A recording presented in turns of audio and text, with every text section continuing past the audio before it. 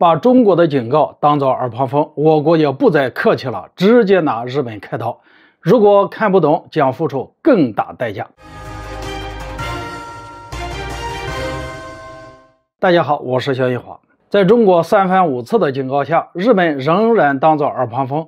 既然如此，中国也不必再客气了，直接拿日本开刀。根据环球网报道，近日日本内阁官员松野博一在记者会上透露，部分从日本出口的水产品被中国海关给扣留了。目前日本政府正在核实情况。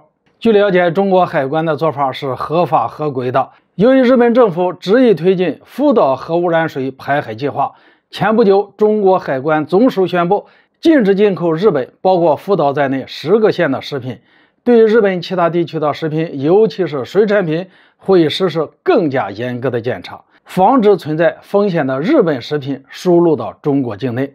所以说，这次中国海关之所以会扣留部分日本的水产品，只能证明一个问题：相关产品经过检验后不合格，大概率存在放射性物质超标或者其他什么情况，因此海关部门才会直接扣留了。当然了，在我们看来是合情合理的做法，但是在日本的媒体眼中却认为是针对日本核污染水排海计划施加压力。日本政府以及日本媒体怎么想，咱们管不着。但我想说的是，阻止日本政府将核污染水排海一事上，我国显然是玩真的了。这次直接采取硬手段，就是有力的证明。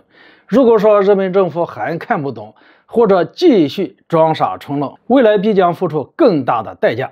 日本政府在核污染水排海的事情上决心很大。可以预料的是，当前的反制措施不足以让日本政府放弃排海计划，所以接下来进一步加强对日本食品进口的限制是很有必要的做法。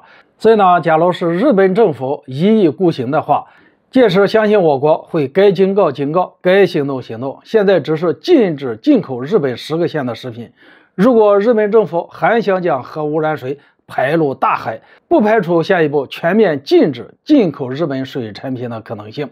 除了禁止措施以外，国际上似乎还应该建立一个反日本核污染水排海的联盟，把各方的力量统一起来。要知道，一旦日本政府将福岛核污染水排入海中，受影响的可不只是中国一家，还有俄罗斯、东南亚各国以及太平洋岛国，几乎都是直接被受到影响。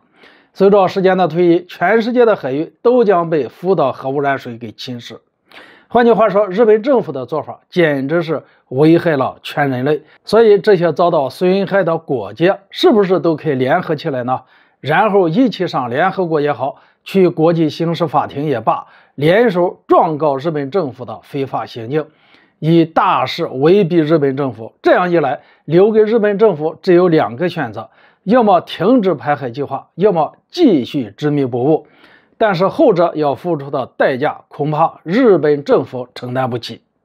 好了，今天就说到这里，咱们下次见。